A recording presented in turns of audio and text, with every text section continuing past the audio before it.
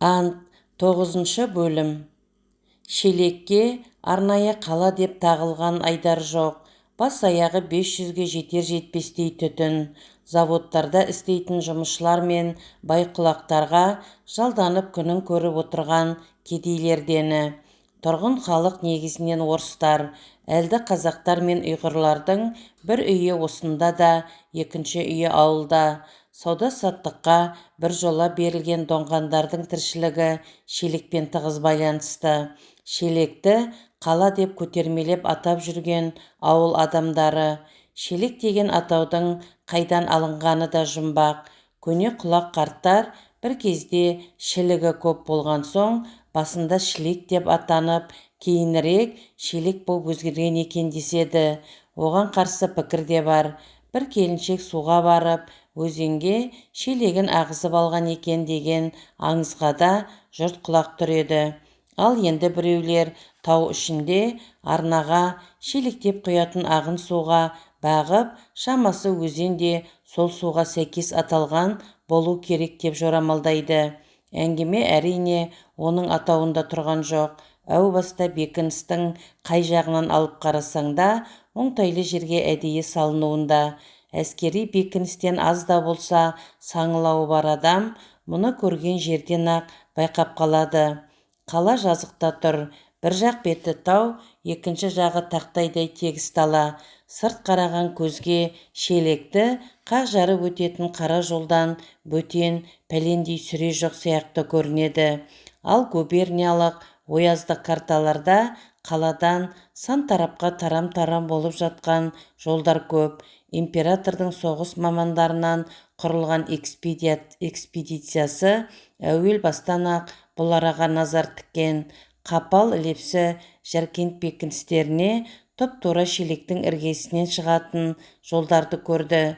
Кеген мен Нарынқол жолы тау сілемдерін екіге қақ айырып асады да, кезінде қазақ жерін қанға бояған жоңғар шапқыншыларының жорық жолына барып тоғысып, одан әрі шетел шекарасына қарай бет алды. Бақай тауының шатқалдарынан іргелей кететін көтерімі ауыр кішігірім сараптар Қарақолға барып бірақ тіреледі. Губерния мен Шелек орталығына қатынайтын жолдардың өзі бірнешеу. Шелекті өрмекшінің торындай шырмап алған жолдарда есеп жоқ. Осыған қарағанда Шелек бекінісі 90 жолдың торабына ұқсаста, соғыс инженерлерінің бұл бекіністі үлкен есепке құрып салғаны айдан анық саясат. Жол сапарға бастайды. Сапар саналы ерді мұратына жеткізеді. Төте шабам деген жігіттің бұрылыс жолмен тартқан жолдасынан кейін қалып қоярын ел біледі. Қазақта жол жүйрік деген сөздің шығуы да содан болса керек. Бірақ көп жолдың да адамды адастырып кетуі ықтимал. Шелекті шырмаған жолдардың қоршауында тұрған ел көп. 30-40 шаңырақ болып отырған ауылдар. Қай жолдан нендей хабар келерін күтеді жұрт. Қазір сол жол біткен түгел бақылауда тұр. Германиямен арадағы соғысқа байланысты мұнда соңғы кезде күзет күшейіп алған. Ауыл арасындағы жалғыз жарым жолаушы болмаса, шоғыр жүрген салт аттыларға көз көп. Албан атқа отырса арқасы қозады деген мәтел Ақтабан шұбырындыдан соң күш жинап, жоңғар басқыншыларын туған жерінен қуған батырлардың ерліктеріне риза болып айтқан елдің сүйінші шығар. Қой аузынан шөп алмайтын момын қаңлы ұрпақтары да жеме-жемге келгенде ақыл тауып кететін іргелі ел. Қазір бұлардың аяқ басқанын аңдап ел арасындағы сыбыр еткен көзге құлақ түріп жүрген жансыздар бар. Губернияда жазалаушы отрядтар құрылып, Бақай асы мен Қарқара жәрмеңкелеріне жөнелтілгелі жатыр деген хабар дүңк-дүңк етеді. Қарқара жәрмеңкесіне баратын ел ағалары сабаншы жіберген адамдарға сенімдік көрсетіп, жауабын екі ұштығып берді. Шелек төңірегіндегі болыстар да бұл хабарды күдікпен тыңдады. Дегенмен жарлық дегені шын болып шықса, жазалаушы отрядқа қарсы құс мылтық, найза сойыл мен төтеп бермек ойлары да бар. Сабаншының сөзінен де сезіктенді. жеке үстемдік құрып, айтқанын істетіп, ойлағандарын орындататын бей-болыстар, ел тағдыры таразыға тартылған тарихи кезеңде сабаншы ертең бүкіл жұрт қаңғып көтеріп кетіп жүрмес пе екен деп қорықты. Әйтсе де, оның әділдігін, ел алдындағы беделін жоғары бағалайтын ақсақалдар жәрмеңкеге баратын жұртты сұрыптап, осының қолынан бірдеңе келеді-ау дегендерін таңдап шығарды. Әзірге аңдысын аңдай тұрайық, керек болған кезде бұлар да көмекке келер деген есеппен біразын ауылда қалдырды. Елді жалаңаш тастағысы келмеді. Шелек кулактарының Бақай жәрмеңкесіне әзірленіп жатқаны болыс-болысқа жайылып кеткен. Шынында да мұнда дайындық мол. Бұрын ел көрмеген бұйымдар тай-тай болып арбаға тиелді. Қытай мен Үндіден келген маталардың бояуы көрікті. Қант, шай, кәмпит дегендерде есеп жоқ. Жылжымалы дүкендер өз алдына. Жүлделерге бөлінген ақша және көп. Бұлардың бәрі ел жұрттың көзінше ауыздан сілекей шұбыртып, ашықтан-ашық кетіп жатыр. Әр болыстан Бақай жайлауына ағылған көштердің сән сәулеті көрген жанның көз құртын жейді. 6-7 қанат ақ үйлер әлденеше лау, үстіне қалы кілем жабылған жүйріктер аяғын әсем басып, өздерінің тойға кетіп бара жатқанын сезетін сияқты. Күреске түсетін палуандар алдыңғы көшпен аттанды. Қаракөкті ойнақтатып, дүр ең алдында кетіп бара жатыр. Одан кейінгі қырғыздың түйе палуаны. Сайыс алдында олардың дем алып сапқа келуі керек. Қасында 10 шақты жігіт желеңі бар. Қызыл өріктің атақты палуаны әрі ақыны бөлтірік те келе жатыр екен деген хабар тарады. Ғайни далаға шықпаса да, Нәписаның қасында тұрып, терезеден бәрін көрді, бәрін естіді. Іштегі алаулап жанған отты жүзінен сездірмеуге тырысады. Бірақ байырдың үйіндегі жандар кішіпейіл, адамның қас-қабағынан күйзеліс күйін ұға білетін, қайғыға ұшыраған адамға қол ұшын беріп, ауыр жүгін жеңілдетуге үйренген семья. Дүрдің келіншегі мен дабылды әкеліп тастап, үйге қайта оралмағанынан секем алған Бәтиманың шыжық болып жүргені тегін бе? Нәписа оны сезіп білмеді ме? Тағы бір кереметті көрді Ғайни. Тас көшені тасырлатып, сәнді пәуеске кетіп бара жатыр. Қор қызындай киініп, Мәлікке шынтақтай отырған дәмеліні таныды. Бұрын құлағына жіп тағып, көне көйлекпен жүретін қыздың үсті басы күн көзіне шағылысқан алтын күміс. Алтайдың түгі күмістей жылтылдаған қара түлкісін кейін қайырып тастаған. Дәмелі қуанышты. Мәлікке қолын шошайтып бірдеңені көрсеткен болады. Ол да мәз. Дәмелінің құлағына сыбырлап, оның сұрағанын айтып жеткізгенше жаны қалмай барады. Ғайнидың басы айналғандай. Нәписа құрбысын сүйіп апарып төсегіне жатқызды. Оны көріп қалып, Бәтима да жүгіріп келді. Екеулеп жүріп дәрі ішкізіп, терезені жауып қойды. Бірақ көшедегі айқай-шу басылмады. Дәмелі мен Мәліктің тойына арналған серуенді қошеметтеп шыққан салтаттылар көшені басына көтеріп, пәуескенің соңынан тасырлатып шауып өтті. Жәрмеңкенің жалпы жауапкершілігін өз қолына алған Андрей Скулеев те жұмысқа белшесінен батып тұр. Жазалаушы отрядты өзі жүріп орналастырып, мұндағы жағдаймен қысқаша таныстырған болды. Мәріп Мінәйет әбдірештерге ұру араларындағы істі тәртіпке келтіруді жүктеді. Василий Коневті жұмысшылардың қамқорлығына алғанын біліп, оны жәрмеңке маңына жолатпауды полицияға қатаң түрде бұйырды. Әкесінің үйінде болған кештен алған әсерін осы күнге дейін ыстық сақтап, қуанышта жүрген Екатерина Степановна өмірдің тәтті дәмін енді сезе бастаған сияқты. Шетелдегі арбакеш адамдар мен Үндідегі қайыршылардың өмірі туралы сол кеште айтылған сөздер көкейіне әбден қонып қалған. Васяның отан жөніндегі пікірі де есінде. Отансыз адам бола ма? Бірақ Васяның өзі де, Маринаның қаза болған күйеуі де отандағы ең асыл қасиеттерді танымаған адамдар сияқты көрінеді оған. шынтуайтқа келгенде екеуі де отансыз жандар болуы мүмкін. Марина болса қаралы жан, әйелдің қызығы ақылды арбайтын бір сәттегі әлсіздігінде емес, табиғат берген нәпсінің тәтті дәмін сезінуде.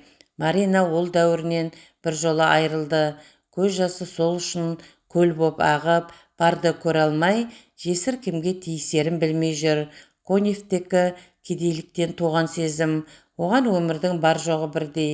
Мемлекетке қарсы сөздер, ашу көбінесе осындайлардан шығады.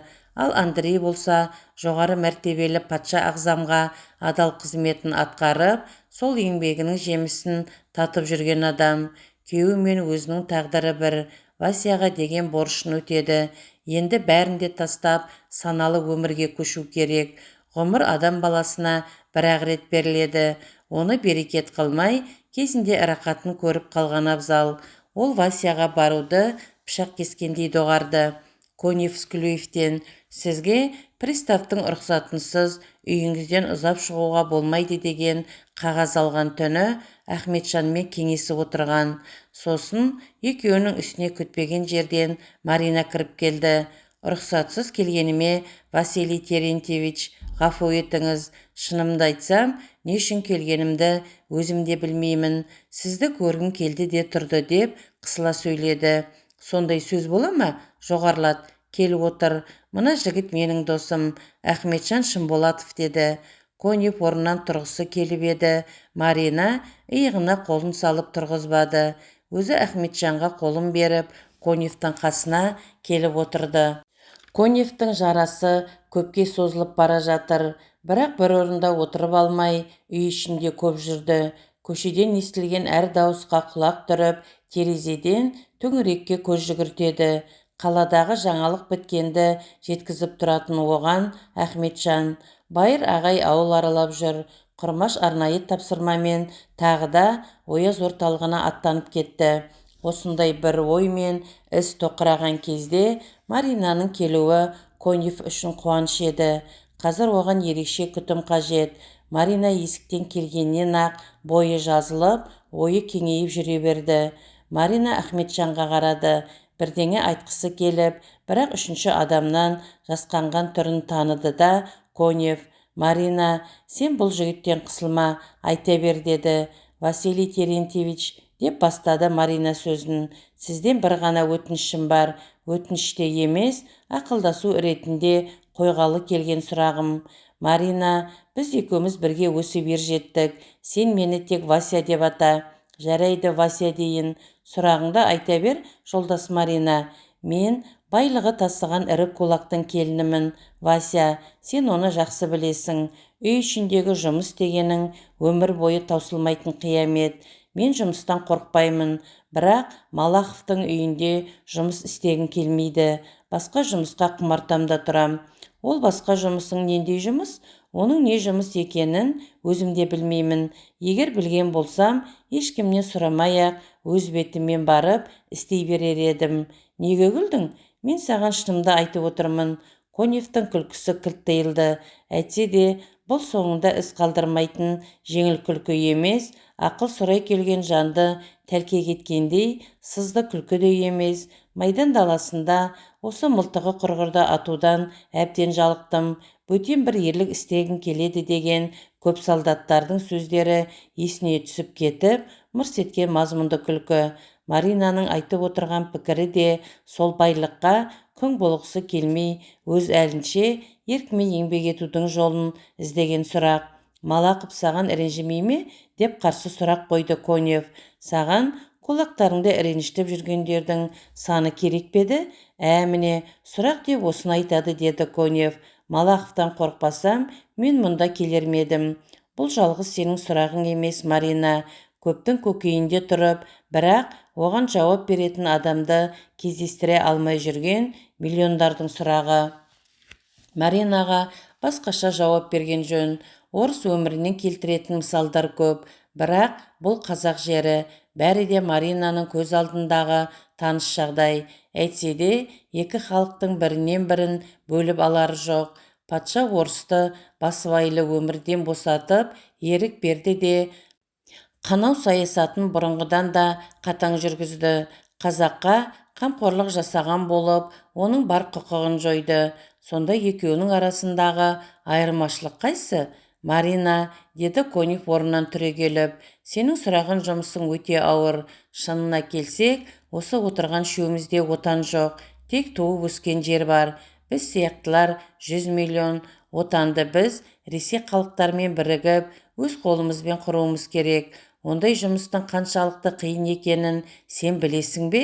Не өмір, не өлім ол, төзе аласың ба сен? Конев балдағына сүйеніп, ерсілі-қарсылы жүріп кетті. Түрегеп жүріп сөйледі. Сосын, сенде байлық жетеді, Марина. Оның бәрін тастап кете аласың ба? Тап көресінің не екенін сен әзір білмейсің. Әлде де ақылға салып ойлансаң қайтеді. Біз мына Ахметжан екеуміздің аянар дәнемеміз жоқ. Бәріне де бел буып шыққан адамдармыз. Әйелге Коневтің сөздері жаман батты, бірақ ол жауап қатпай отыр. Василий Терентьевичтің пікірі дұрыс та шығар. Бай тұрмысты бақыт көрмей, бұрын ойына кіріп шықпаған әлемге ұдайы алып ұшып тұратын көңіл бүкіл шелектен осы үйді қаласа, оның несі айып? Саяси күрестің не екенін түсінбейтіні де рас. Әлді мен әлсіздің айқасы жайлы көп естіген. Бүгінгі күрестің табиғатын танымаса, ол Маринаның кінәсі ме? Училищені бітірмей жатып, күйеуге шығып кетті. Құртымдай да сәулесі жоқ шелекте ол кезде Алексейден бөтен көзге түсер кім бар еді? Маринаның аз сөйлеп, көп ойлайтын, байсалды мінезінен қазақ даласына тән кеңдікті, шыдамы ұзаққа жететін берік жанды таныған Алексей. Жігіт қыздың өзіне де ұнады. Алеша соғысқа аттанарда Николай екіншінің орыс халқының әлемге шашқан ар ұятын аз да болса жинап теруге бара жатырмын деп еді. Кезінде Марина ол сөздің мәніне түсінбеген. Албырт шағы, оқуы да таяз, оған талас жоқ, байлық көп, бірақ нағыз өмір қайда? Оның құны аз ба, көп пе? Мүмкін бар өмірі әлгі Вася айтқан отанды құру жолында өтер. Сонда ол отанның қазіргі Ресей патшалығынан айырмасы қандай болмақ? Маринаның түсінбейтін дүниесі көбейе берді. Бәрі іште ғана қайнап, сыртқа шықпады. Бұған жалғыз ғана себеп бар. Шелектегі күрескерлер саусақпен санап алғандай аз. Саяси жағы, Вернидағы есімдері әзірге елге белгісіз азаматтардан басталып, қазақ пен орыс халқының өкілдеріне сенім артқан аз ғана топ. Үй ішін тынымсыз кезіп жүрген Конев мұны өкінішпен еске алды. Сендерге байлық керек пе, әлде адам керек пе? Деді әйел Ахметжанға. Кірпігі тіп-тік, шашы бақай жайлауындағы белден келетін шөптің желді күнгі толқыны тәрізді арықша келген ұзын бойлы бала жігіт Маринаға тура қарады. Әйелге, тек тірі бол жігіт, жалғыз ісіңмен ғана емес, осы көзқарасыңның өзімен-ақ талай жанды есінен тандырарсың деген ой келді. Бізге екеуі де керек еді, деді Ахметжан көзін әйелден алмай отырып. Бірақ қазір байлықтың қажеті болмай қалды. Енді қарусыз, жалаңаш қолмен адам үшін күресеміз. Бізде ақшаны қаруға айналдыруға уақыт жоқ. Барлық қайғымыз осында болып тұр, Марина жолдас. Әйел бұл сөздің не туралы айтылғанын үстінен тап басып біле қоймаса да нобайлап сезді.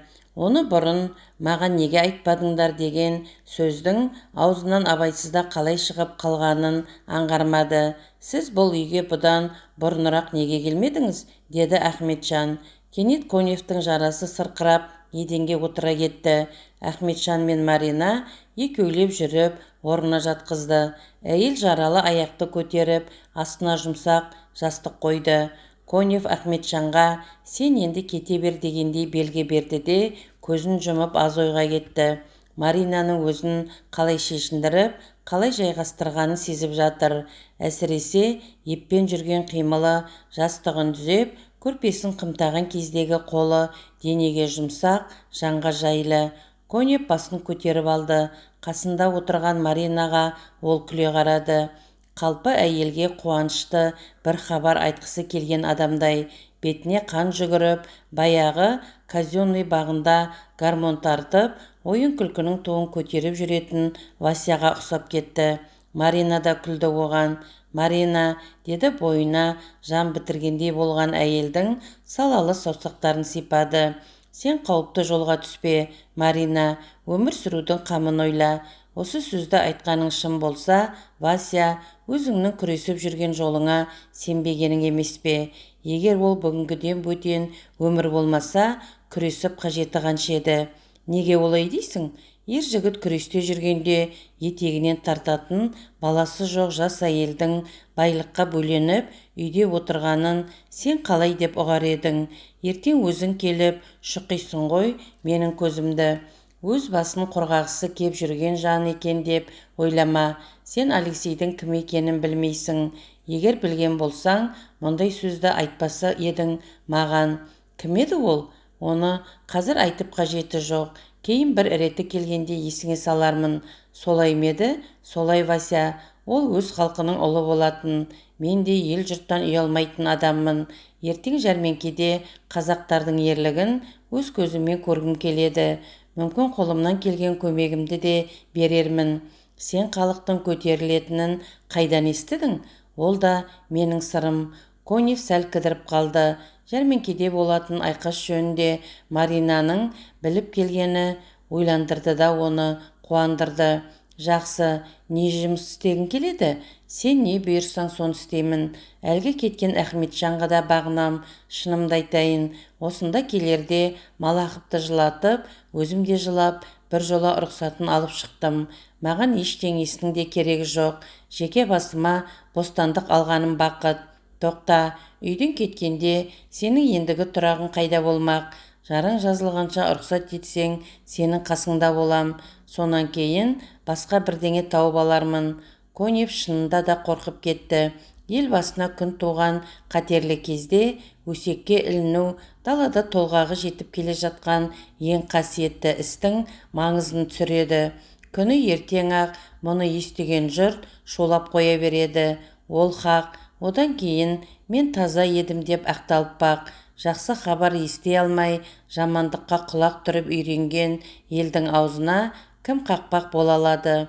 Ұшан теңіз байлығы мен елге қайтқанын істететін Малахов не демейді? Ау, бізге сонда жұрт не дейді? Сен патшаға қарсы күрескенде шелектегі жұрттан ақыл сұрап бедің? Жұрттан қорқсаң, сен қалайша мұндай іске бардың? Өзің ойлап көрші, патша алдында одан артық қылмыс бола ма? Бұл сөзден кейін Коневтің әйелді тоқтатарлық дәлелі сарқылған сияқты. Маринаның түрінен де сөзінен де сескенейін деді. Бар дүниеден безіп шыққан жесір Коневке сеніп келіп отыр. Егер бұл сенім ақталмаса, мерт болып кетуге әзір қалпы да бар. Марина, таң атқаннан бері әлі нар сызғам жоқ, деді Конев жалынышты үнмен. Ораза ұстайын десем, разы иша мұсылман емессің дейді. Садовский поптың құр сөзден басқа берері жоқ. Екі діннің арасындағы аштан өлетін түрім бар. Марина күлді. Васяның шашын ұйпалап. Менімен текке таласқанша мұныңды мана келген бетте неге айтпадың? Сендер шеттеріңнен әпенді келесіңдер. Алеша да сен сияқты бәрін ұмытып, әбден шегіне жеткен уақытта барып еске алатын. Мен қазір базарға барып келейін, сен жата тұр деп үйден шығып кетті. Қас қарайған кезде Құрмаштың үйіне ақбоз ат мінген, үстінде түйе жүн ақ шекпені бар, алдарты, тілік, ақ қалпақты жігіт келіп түсті. Қатқан қара сұр, жақ сүйегі шығыңқы, түрі сұсты, ерге біткен кескін. Ол үйге кірмеді. Бір қолы Құранды ердің алдыңғы қасында, бір қолы ақ шекпенді көтеріп тұрған наганда. Қауіп төнгендей болса, ақбоз атқа бірақ ырғып, зытып отыруға әзір. Екі көзі үйде, құлағы жан-жақтағы дыбысты аулап сақ тұр. Жолаушы асығыс сөйледі. Маған Құрмаш керек. Іздеген адамыңыз менмін. Үйге кіріңіз, дәм татып шығыңыз. Ертеңгі астан қалма, кешкі аста бақпа деген. Үйіңізге кірер едім, бірақ уақытым жоқ. Менің есімім Тайлақ. Есіміңізді естіп едім аға. Губерниядағы жігіттер айтқан Батыр Тайлақ сізсіз бе? сол тайлақпын, бірақ кешір інім, атағым шығарылық, ерлік істеген адам емен. Жігіттердің асырып айтып жүргені болар. Үйден Нәсипа шығып, қақпа алдында тұрған бөтен кісіні көрді де кері шегінбек тайлақтың. Армысыз ару деген сөзін естіп, өзіңіз де сау болыңыз аға деп бас иді. Қала салтымен киінген Нәсипаның үстінде көзге түскендей жылтырақ ештеңе жоқ. Қара дүрсін, бірақ әр киімі денесіне қонған, сән қумаған, талғамен тігілген жарасымды. Жаңа пісіп келе жатқан түрі тал бойынан көрініп тұр. Көз қарасында жақсы үйде өскен, қыздарға тән сыпайы, сәби қимылында әдепті тәрбиенің үлгісі бар. Жас ару деді тайлақ. Бұл да бір атаның шаңырағы шығар, алыс жолға кетіп бара жатыр едім. Нанауыз тиейін. Қазір аға, келіншек аяғын тарт тұрып баспады. Жолаушыға жонын да бермеді. Қырындай жүріп, үйге кіріп кетті. Келін бе? Деді тайлақ сүйсініп тұрып. Келініңіз Батыр аға, бақытты болыңдар. Қалтасына қол салды. Мынау екі тілде жазылған қат, орысша һәм қазақша. Шын Батырдың қаты. Мұндағы адамдарға бүгін табыс ет. Мен ұзақ Батырға беттеп барам. Жолда соғатын жерлерім көп. Қазір табыс етем тайлақ аға. Құрмаш қолтығынан сүйеп, аттандырып жіберуге де үлгіре алмай қалды. Көз ілестірмеген бір ғана сәт. Ақбоз атқа ырғып мінді. Нәписа ақ орамалға салып нан алып келді. Тайлақ нанның шетінен бір үзіп, ауыз тиді де, рақмет, бақытты бол қалқам деп, тыпыршып, дамыл көрмей тұрған ақбоз аттың басын тежеді. Қош бол, жас азамат, абзал қарындас. Мынау қағазға бір кісінің аты жазылған. Ол біздің жігіт. Жақсы тайлақ аға, бұл тапсырмаңыз да орындалады. Бейне бір түс сияқты бейуақытта келіп, көзден асығыс ғайып болды. Вернида жалданып жүріп, рақымсыз құлақты ұрып, өлтіргені үшін сотталып, Сібірден қашып келген тайлақ ер. Бүгінде тағы ат арқасында, өзінің қара басының қамы үшін емес, езілген ел үшін жұмыр басын бәйгеге тігіп бара жатыр. Шын азамат деп міне осыны айт. Құрмаш Батыр жолдаған қатқа үңілді. Елдің азаматтары, орыс бауырлар, бүгін біздің атқа мінер күніміз туды. Халықты қандаладай сорған Романовтардың туы жығылар шақта. Патша өзінің әлсіздігін біліп, бізді қанды соғысқа мал есебінде еріксіз айдамақ. Қазақ, орыс, ұйғыр бауырлар езілген халық. Күш біріктіріп, рақымсыз патшаға қарсы күреске шығыңдар. Жергілікті өкімет, патшаның қолшоқпарлары, алдымен соларды құртыңдар. Ер жүрек Албан, одан тараған Қызыл өрік пен Қоңырбек, Дулат пен Қаңлы, Ысты Найман азаматтары, орыс бауырларым, сөзімді сендерге арнаймын. Ұлдарыңды өлімге бермеңдер. Ертеңгі ұрпақ алдында қарабет болып қалмайық. Арымыз таза болсын. Әшекей ұлы Бекболат. Құрмаштың көз алдында Жетісудың жері шайқалып кеткендей болды. Әрбір шыңға жан бітіп, қозғалып келе жатқандай, туған жер әлгі бір сараң сөздерге аз да болса жан тебіреткендей асыл ұранға үн қосқан секілді. Ол өзінің далаға қалай жүгіріп шыққанын да білмей қалды. Өзеннен ескен салқын жер, шапшаң жет, енді кідіруге уақыт жоқ деп оны асықтыра түскендей. Осы күнге дейін көзге түспей жүрген жігіт, қорқыныш, жасқаншақ қылықты жан тәнімен сүймейтін де оны азғындықтың ең бір жаман түрі деп білуші еді. Бекболат Батырдың қаты сол бір табиғи күшке рухани қуат қосты. Қараңғыдан Құрмаш сенсің бе деген дауыс шыққан жаққа жалт қарады. Байыр бастаған 10 шақты адам үйге қарай беттеді. Бір бөлмелі шым үйге келіп, әрқайсысы кез келген жерге барып отырды. Құрмаштың танығандары Конев, Марина, бір жарым Иван, әкелі балалы Шымболатовтар, қалғандары бұрын жүз таныстығы жоқ тосын меймандар. Құрмаш, мына жігіттерден сескенбе, өз адамдарымыз, аты жөндерін кейін біле жатарсың. Біз ертең Бақайға аттанамыз, сен осында қаласың. Сөзімді бөлме, әуелі тыңдап ал. Егер мұндағы жұрт дүрліге қалғандай болса, орыс, қазақ, ұйғырлардың арасына от түсіп кетуі мүмкін. Ондай ірткі туғызатындар бар. Қырғын қалада туса, дала онсыз да ойран болғалы тұр. Жағдай өте қиынға айналды. Сен мына Марина екеуің Вася не бұйырса, соны істеңдер. Байыр қысқа сөйледі. Зинаида Павловна Карчмарикте бізге көмек береді, деді Марина. Өте жақсы. Зинаны жұрт тыңдайды. Училищедегі ұстаздардың ең инабаттысы ол. Құрмаш батыр жолдаған хатты Коневке берді. Вася оны дауыстап оқыды. Жаңа Тайлақ батыр тастап кетті. Өзі Қарқараға бара жатыр, деді Құрмаш. Тосын жігіттердің біреуі өзінің сол ұзақ батырдан келгенін, 5.000-ға тарта қол болатынын қысқаша баяндап берді. Көрші болыстардан келген хабаршылар да патшаның жарлығына елдің қарсы тұрып, соғысқа әзір отырғанын айтты. Конев хабаршы жігіттерге де сында отырған өздеріне де арнап, әрине, сіздерде де, бізде де қару аз, жазалаушы отряд күшті, олардың қолында бәрі бар. Ертең көтерілісшілерге қарсы оқ атылғанда сіздер не істер едіңіздер, деп сұрақ қойды. Жігіттер оған жауап қатпады. Коневтің байырмен көп кеңесіп, бірақ түйінін таппаған қорқынышы осы. Мұншама көп жұрттың әділетсіз патшаға наразылық білдіріп көтерілуі орындақ, бірақ олардың ертеңгі күні өте қауіпті. Шелек қазақ отрядтарының қоршауында тұр. Бекіністер толған полиция, жандарм, патшаның әскері, тыңшылар, көтерілісшілер түгіл, осы қалай деген адамды тірідей жеуге әзір жендеттер қазір оңай жемтік іздеп ауыл-ауылды тіміскілеп жүр. Көтеріліс егер қан төгіс қырғынға айналып кетсе, халықтың жан сауғалар бір ғана жолы бар. Ол тау, шатқал-шатқалдардың арасы. Шама келгенше туған жерден ұзап кетпеуге тырысу керек, деді Конев.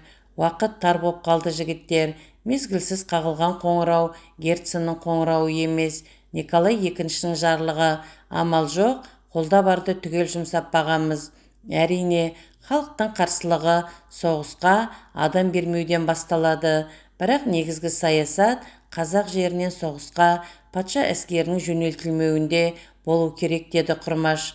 Құрмаш дұрыс айтады, біздің мақсатымыз көтеріліске сондай бағыт беру, деп қорытты сөзін Конев.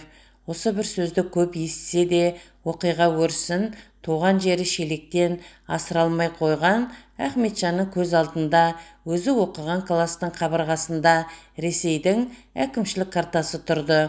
Облыс-облысқа бөліп тастаған сызықтар, оларды бір-біріне жуытпаған, бояулар да көп.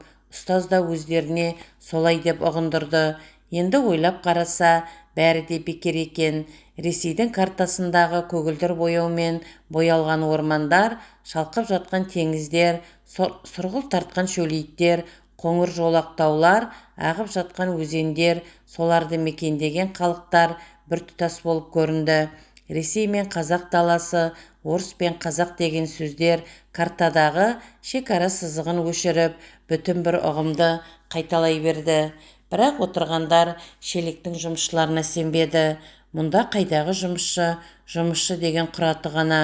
Шикі теріні шала-пұла бояп, қазаққа қымбат бағаға сататын шағын былғары заводы, ағаш тілетін 4-5 цех, алысқа ұзап, қаладан шыға алмайтын кедейлерді алдау үшін орнатылған желдейірмендер. Бұл өндірістерде істейтін 5-600-ге тарта жалдамалы жұрттың ой-санасы қайтсек ақшаны көбірек табамыз деген мақсаттан жоғары көтерілмеген. Олардың құлқынын қожалары әбден біліп алып, еңбек ақысын өсірген болып, уысынан шығармай ұстап отыр. Дегенмен табиғаты жұмысшыға тән, ертеңгі күнге сақтап қойған қоры жоқ. Бүгінгісінен гөрі алдыңғы күні қорқынышты.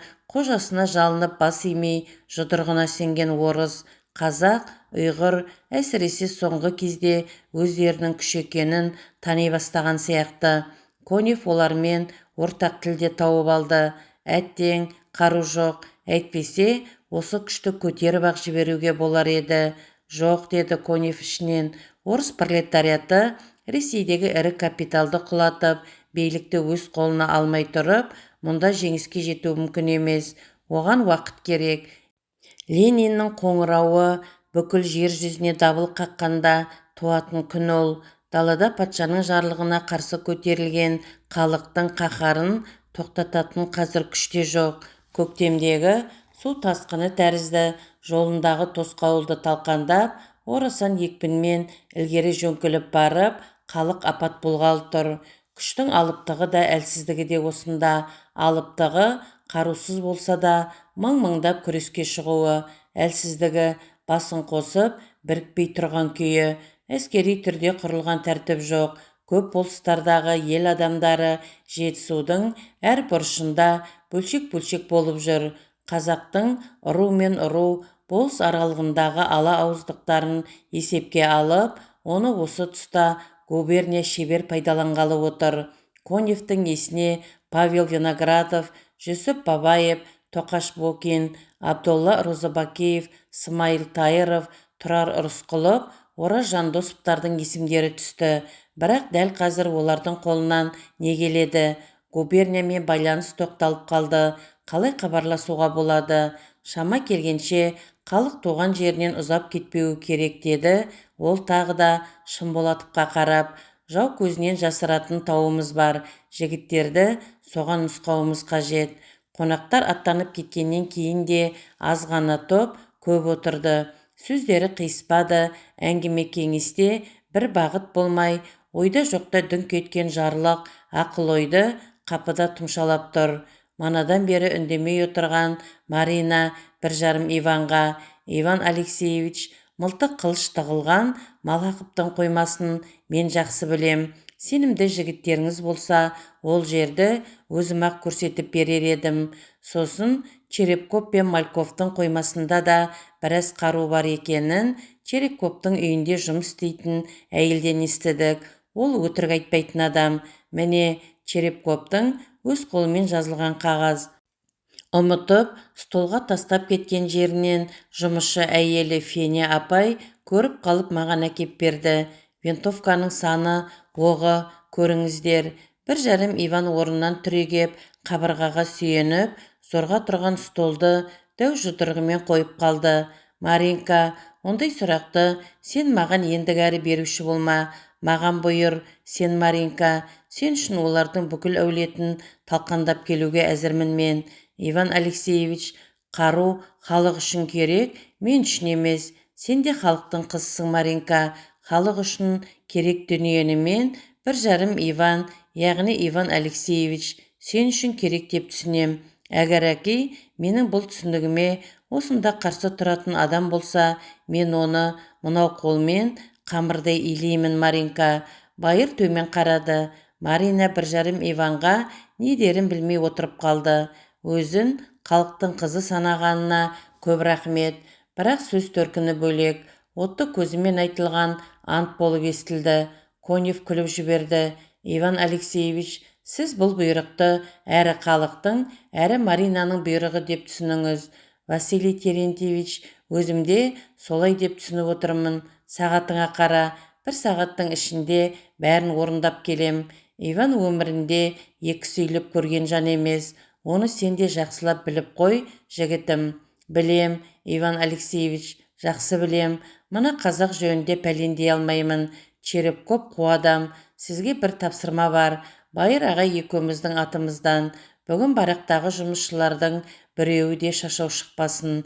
Бәрімен көзбе-көз отырып ақылдасуымыз керек. Ол да орындалады. Хабарды өзім берем. Маринаның бұйрығы, сендердің тапсырмаларың.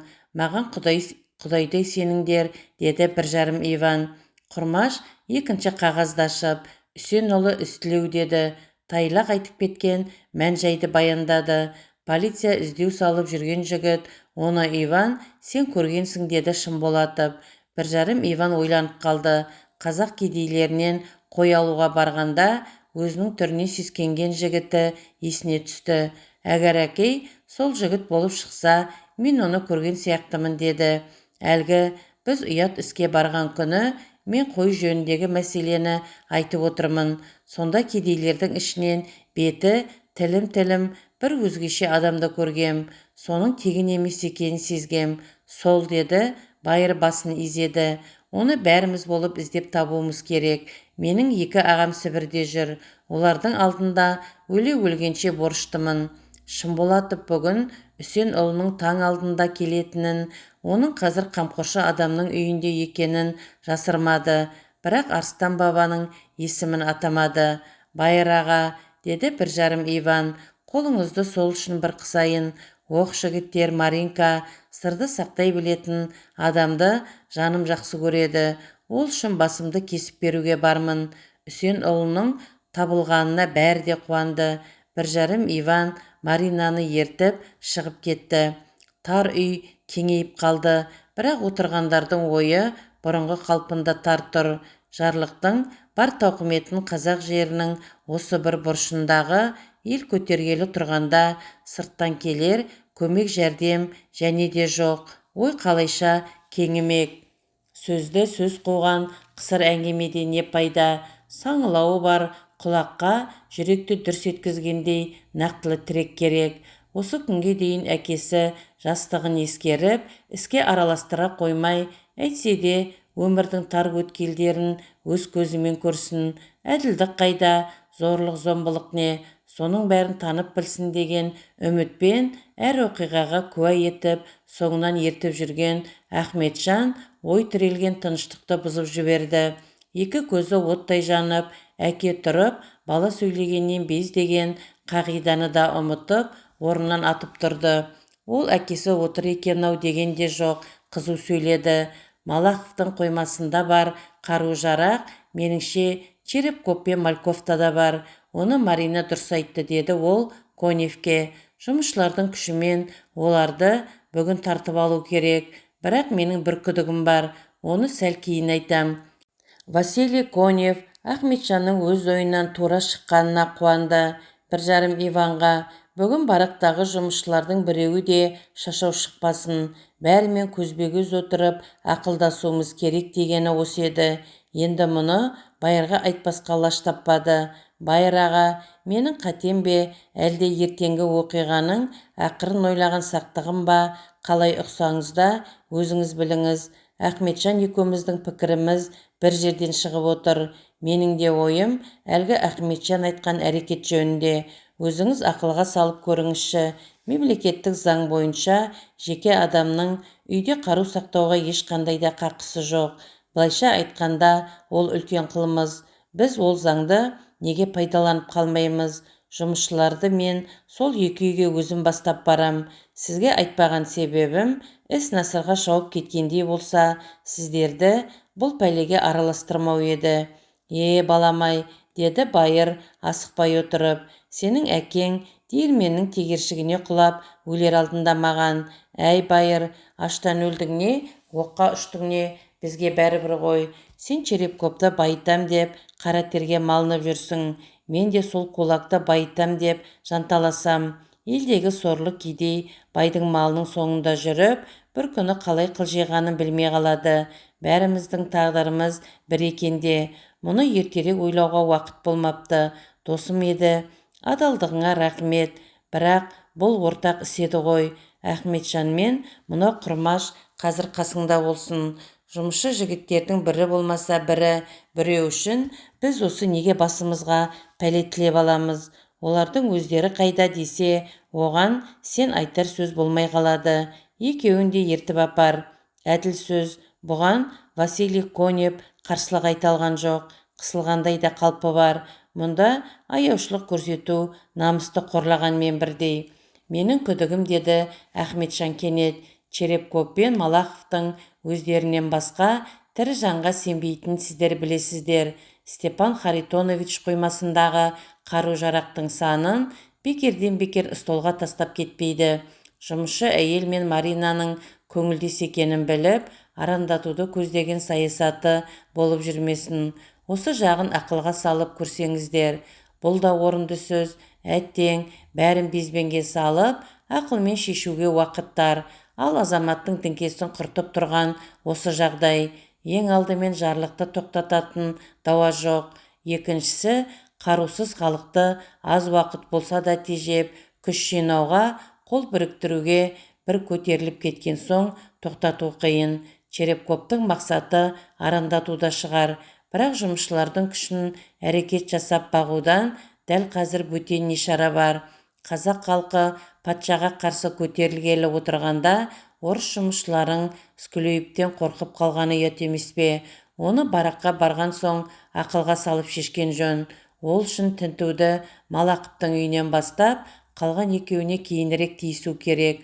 Конев Ахметжанға осы жайтты түсіндірген болды. Бірақ жас ұлан үндемеді. Байыр баласына көзінің қиығын салды.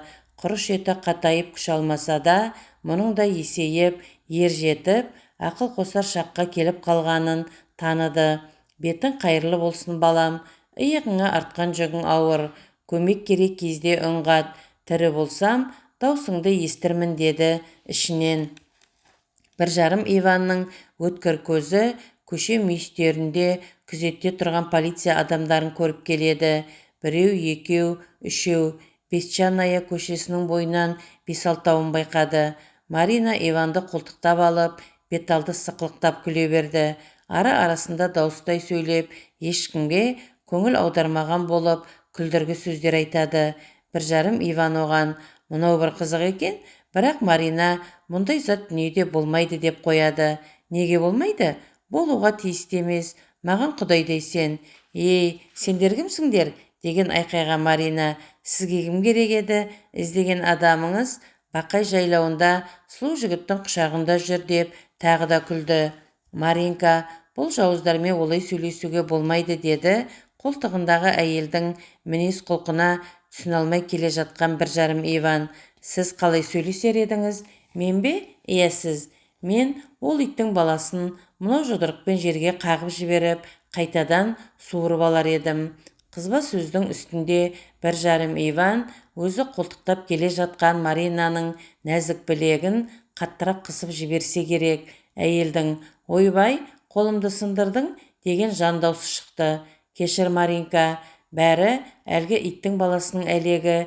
Ендігәрі еш жеріңді ауыртпаймын. Маған құдайдай сен». Марина бір жарым Иванды қыз кезінен білетін. Шелектің балалары екідай боп төбелескенде бұл ең әлсіз жағына барып болсушы еді.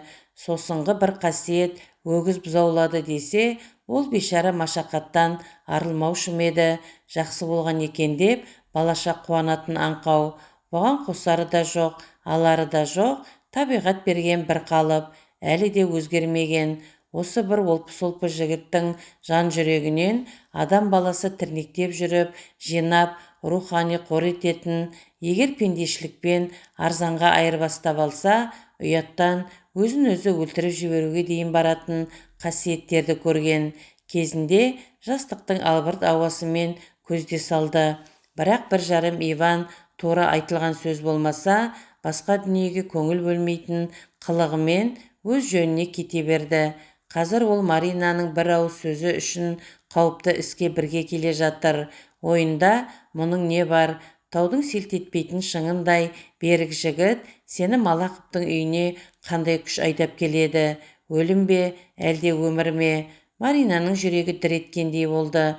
Жақындап қалған күз айының салқын ызғары ма, қараңғы түннің қорқынышы ма, екеуі келіп тірелген қоңыр қақпаның мысы ма, қайсы екенін кім білсін, тұла бойының мұздап қоя бергенін сезді. Мұны бір жарым Иван да аңғара қойды.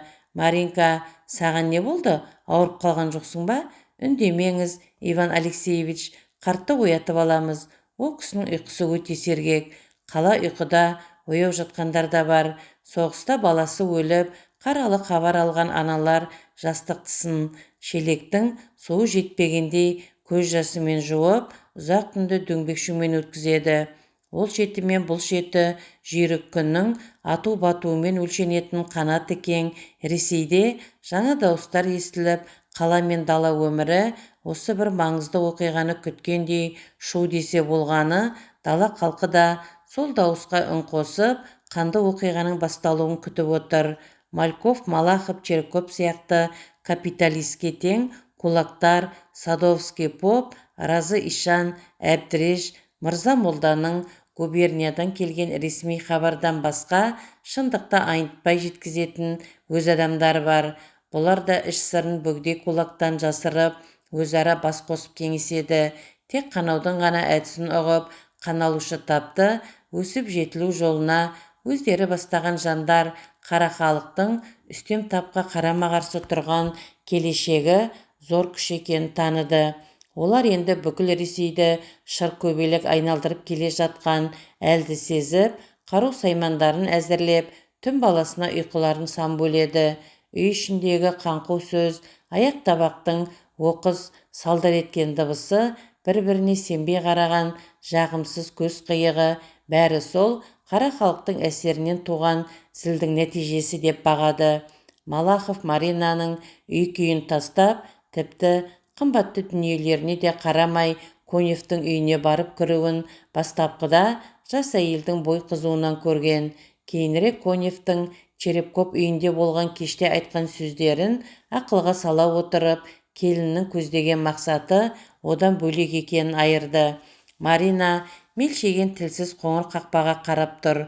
Келіншек боп түскен босаға Алексеймен қысқада болса бірге өткізген жас шағы, енді қайтып оралмайтын баға жетпес сағынышы, бәрі осы қоңыр қақпаның аржағында. Бөтен пейілмен оны аттап өту кешірілмес күнә, бірақ қазір ол қандай асыл дүние болса да үстінен таптап кетуге бекеген. Алексейдің Василий Конев оққа ұшып жатқанда айтқан сөзі, Маринаның қандай қиын жол болса да ілгері аттап өтер өмірі өткелі.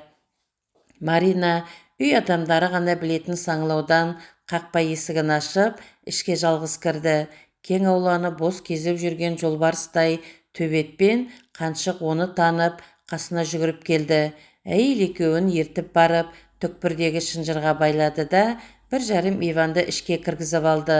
Шошқа қорасының есігін ашып, шөп үйілген бұрышты нұсқады.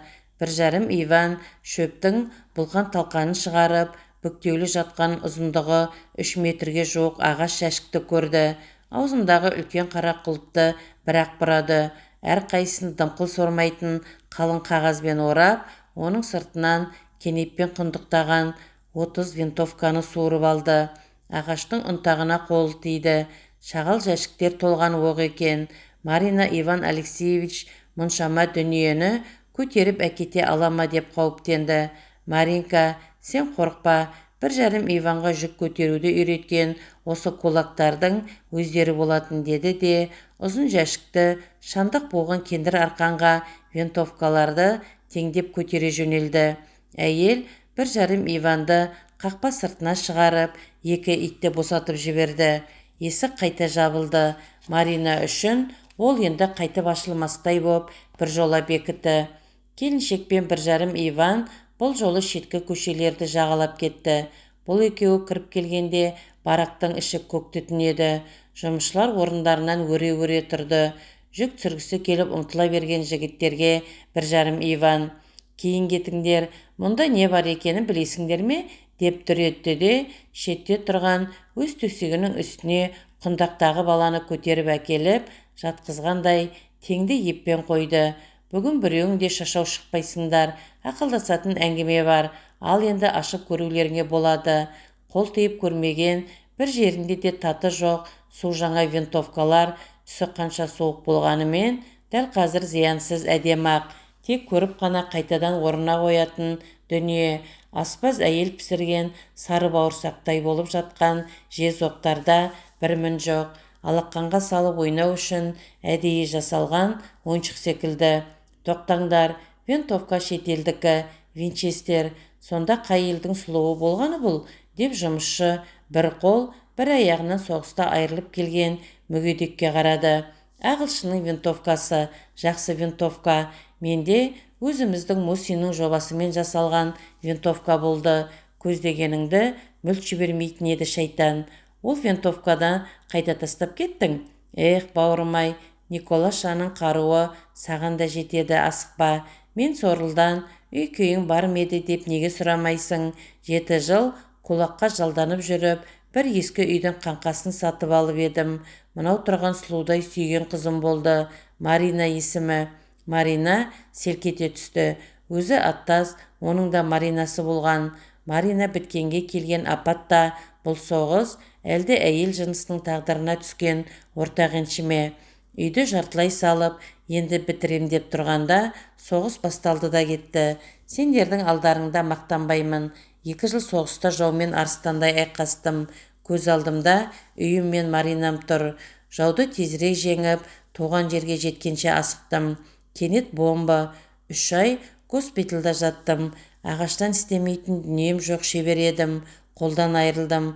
Николаша аяғымды енді оқ өтпейтін етіп темірден салып берді. Сөйтіп мен баяғы Сергей емес, Құранды Сергей болдым да шыға келдім. Сұлу қызға да сұлу күйеу керек қой. Туған жерге қайыршы боп қалай барайын? Сендер Винчестердің мұнда қай елден келген сұрайсыңдар. Адамның қайдан келгенінде жұмыстарың жоқ. Бәрі ауыр күрсініп алды. Марина көзін сығып теріс айналып кетті. Винчестер ақша, алтын ақша. Ағылшын капиталистері бұл винтовканы Вильгельмге де сатады, Николайға да сатады. Оларға кімнің өліп, кімнің жылап жатқанына есеп бе?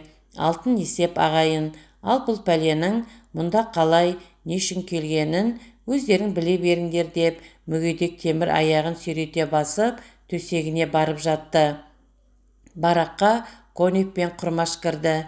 1,5 Иван мүгедектің қасына келіп иығынан тартты. Сен, Сергей, біздің жігіттерге ренжіме. Бұл шайтандар соғыстың не екенін біліп көрмеген, күн көрісіне мәз болып жүргендер. Бұдан бұлай сені тірі жан ренжітпейді. Маған Құдайдай сен деді. Біздің бір азғантай әңгімеміз бар, соны тыңда. Не туралы әңгіме бол? Түрегел, қазір естисің. Сау қалған құлағым мен тілім еді. Бұл екеуінің енді Николайға керегі бола қоймас. Сендердің сөздеріңді естуге болады. Марина мүгедек жігіттің жайын Коневке айтып берді. Конев балдағын тарсылдатып барып Сергейдің қолын алды. Мен подпоручик Василий Терентьевич Коневпін. Жігіттер Вася деп атайды. Сіз де солай атай беріңіз. Мен солдатпын, подпоручик мырза. Ұшып тұрып, әскери тәртіп бойынша кім екенімді баян етер едім. Бірақ аяғымды киюге көп уақыт өтеді. Оған қоса көтеретін оң қолым тағы жоқ. Сол қолды көтеру әскери тәртіпке кірмеген. Сізден кешірім сұрауға тура келеді. Сіздің алдыңызда Сергей Ивановичпін. Сіздің алдыңызда Сергей Иванович. Мен басымды иемін. Рахмет, подпоручик мырза. Мен қалған өмірімде ешкімнің алдында да басымды ие алмаймын. Онымды тағы да кешірерсіз. Конев ортаға шықты. Орындыққа отырмай Құрмаштың жанында түрегеп тұр. Жолдастар, деді ол, Сергей Ивановичтің күні ертең бәрінің де бастарыңа келеді. Оны бірдеп біліңдер. Екіншіден, туған жерінен сая таба алмай тентіреп жүрген қазақ халқын еріксіз майданға айдайтын патшаның жарлығы ертең Бақай асы, Қарқара жәрмеңкелерінде бүкіл қазақ даласында салтанатты түрде жария болмақ. Ол Николай II-нің күші сарқылды деген сөз. Үшіншіден, қазақ әскерге адам бермейміз деп ұран тастап отыр. Әрине, сендерден жасыратын сыр жоқ. Қазақта ер азаматтар көп, бірақ қару жоқ. Мынау жатқан винтовкалар ертең соларға қарсы жұмсалмақ еді. Мұндай қарулар Мальковтада бар. Черепковтың қоймасында бұдан да көп. Қазақ жігіттерінің атынан мынадай бір ұсыныс болып тұр. Қолда бар қаруды күш етіп, осы қазір Мальков пен Черепковтың қоймасын басып алу. Оған мен де қосылам. Ойлануға 3 минут уақыт берем. Барам дегендерің мына жаққа шығыңдар. Бармаймын дегендерің болса, орындарыңда қалыңдар. Мен орыс халқы атынан сөйлеп тұрмын. Тыныштық, селт еткен қимыл жоқ. Коневтің маңдайынан тер бұршақтап қоя берді. Ол Құрмаштың бетіне қарай алмай тұр. Орыс халқы атынан сөйлеп, құлаған жері осы болғаны ма? Жоқ, асықпа, сабыр керек. 1,5 Иван мен Марина Конев нұсқаған жаққа шықты. Сергей Иванович темір аяғын іздеп әуре болып жатыр. Тағы да 4 жұмысшы барып сапқа тұрды. Сергей Иванович Коневке жақындай бергенде қалған жұмысшылар орындарынан өре түрегелді. Конев күліп жіберді. Қуанды, шынымен қуанды ол. Сергей Иванович Коневке қарап күлді. Солдат әр уақытта да солдат, подпоручик мырза. Николаша үшін бір аяқ, бір қолды беріп едім. Ендігі қалған аяқ пен қолды қазақ халқымен бірге Николашаға қарсы күресте беруге рұқсат етіңіз. Сергей Иванович, сізге көп рахмет, деді Конев. Марина барып мүгедектің қолын алды. Сұлу әйел затымен сөйлеспеспін деген антым бар еді. Сол антымды бұзып, сіздің алдыңызда бас июге рұқсат етіңіз. Жарыңыз бақытты азамат болар. Мен жесір жанмын, Сергей Иванович. Менің жарым сіз келген соғыста қаза болған. Олай болса, басымды тағы да иемін. Рахмет сендерге, жолдастар. Коневтің даусы дірілдеп шықты. Сергей Иванович, сіз бармай-ақ қойыңыз. Осы қызметіңіз де жетіп жатыр бізге. Иван Алексеевич, сіздер 10-10-нан 2 топқа бөлініңіздер де артық жігіттерді баракта қалдырыңыздар. Василий Терентьевич, ол жағына маған құдайдай сен. Кімнің қолына не келетінін мен өздеріңнен артық білем. Сен барасың, сен де барасың. Тоқта, сен қоян жүрек, ешқайда бармайсың. Иван Алексеевич, мен тек мысықтан ғана қорқам, адамнан қорқпаймын. Осы жолы бір сынап көріңізші, Құдай үшін. Біз Құдай үшін бара жатқан жоқпыз, былай тұр. Әйтпесе, Ваня бұл жігітті мен жақсы білем. Мысық пен қыздан қорқатыны рас, бірақ Мальков пен Черепковтан қорқпайды. Жарайды, Марина айтты, мен үшін заң. Мысық пен қыздан қорқуыңа қарсы емеспін. Бірақ байқа бала, мына жұдырықты көресің бе? Көрсең сол, қатарға тұр. Ал енді винтовканы қалай атуды білмейтіндерін қол көтеріңдер. Винчестердің тетігін біреу де білмейтін болып шықты. Жарты сағат ішінде Сергей Иванович пен Конев екеулеп отырып, оларға винчестерді қалай ату керек екенін айтып берді. Әйтсе де шама келгенше мылтық даусын шығармауға тырысуды қайта-қайта тапсырды. Екі топ кеткеннен кейін Сергей Иванович Конев, сіз бұл қарудың ертең кімге берілетінін білесіз бе? Деп сұрады. Білмесем де сезем, подпоручик мырза. Көтеріліс жасайтын қазақтарға таң атқанша жеткізіп беруіміз керек. Сергей Иванович, көп ұзамай көлік келеді. Өзің айтқан Николашаға қарсы атылған оқ бұл. Николай екіншіге енді керегі болмай, адам болудан қалған мүгедек солдаттың көзі күлімдеп шыға келді. Ол өзінің әлі де қатарда екенін көрді. Соған қуанды. Подпоручик мырза, мен сіздің әміріңізді орындаймын. Алдыңдағы көлікпен мені жіберіңіз. Рахмет сізге, Сергей Иванович. Марина, көресіз бе? Біздің ортамызда кімнің отырғанын? Бір жігіт. Бұл кісінің кім екенін тұңғыш көргеннен ақ танығанбыз, деді.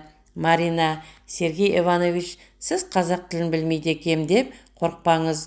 Жұмысшылардың бәрі екі тілде бірдей сөйлейді. Қасыңызда адам болады, деді. Ол да керек, тілмәшсіз әрине қиын соғады. Құрмаш, бұл кісінің қасында мен болмаймын ба деп Василий Терентьевичке таңырқай қараған еді. Жоқ, Құрмаш, сен бұл жолы көтеріліске қатыспайсың. Алдағы ақырғы айқасқа керексің. Мұны саған берілген бұйрық деп біл. Келістік қой. Құрмаш томсырайып тұрып басын изеді. Әйтсе де қазақ халқы қолына қару алып, айқасқа шыққанда өзінің қанды оқиғаға құр куә болып қалатыны намысына тиді. Шара бар ма? Бұйрықтың аты бұйрық. Оны орындауға міндетті. Басында келісім солай болған. Ертең қалың жұрттың алдында жарлық оқылған соң соғыстағы жағдайды айтып сөйлейтін адам болар ма еді, деді Конев ой үстінде отырып. Мен сөйлер едім, бірақ Скулеев көзіне түстім дегенше үнімді өшіреді де керекті сөзім жұртқа жетпей қалама деп қорқам. Подпоручик мырза, егер маған сенім көрсетсеңіз, халық алдында мен сөйлер едім. Іште жатқан шер көп. Қазақ досқа шертіп, сырымды бір тарқатып алайын. Далаға келмей жатып, мұндағы өмірді жатсынбай, соғыстан қалған жарты жанына тіректі қазақ халқының көтерілісінен көрген азаматқа дән риза болған Конев. Сізге сенеміз, Сергей Иванович, деді. Сіз ғана айтып бере аласыз патша өкіметінің халық алдындағы қылмысын. Бұл сеніміңізге көп рахмет, подпоручик мырза. Сергей Иванович те көп алдында тарқататын шер емес. Жанды күйдіріп, өзекті өртеген кек бар. Ол орыс халқының азаматы деген атақты құрмет тұтып, Николай екіншінің шақыруымен соғысқа аттанды. әділдік пен шын бақытты осы соғыс арқылы жеңіп алармыз деп ұққан. Бірақ 2 жыл бойы майдан даласында қор болып өткен өмірде өзі сияқты орыс азаматтарының бекерден бекер оққа ұшып мүгедек боп жатқанын көп көрді. Орыстың ерлігінен жылт еткен үмітті тани алмады. Бәрі де құр қызбалық, соқыр сенімнің құрбан екен. Өзінің осы бір ақмақтық қылығын туған жердегі таныстарына, сүйген қызына айту өліммен бір деп ойлады. Адам баласымен сөйлеспей, Ресейдің бір тып-тыныш түкпірінен орын теуіп, қалған азды көпті өмірін жападан жалғыз өткізсем деген жол еді. Аз халықтың патша өкіметіне қарсы көтерілген айбары өзінің соғыс өртінде күйіп кеткен үмітіне қанат бітіріп, азаматтық намысын қайта тұтатты. Шолақ қолдан қырқылған жұдырық бір сәтке қыбыр етіп, 5 саусағының қуатын сездірді. Патша салдырған темір аяққа да қан жүгіріп, Сергей Иванович ойы да берік, тұла бойы да бүтін сенімді сезімде тұр.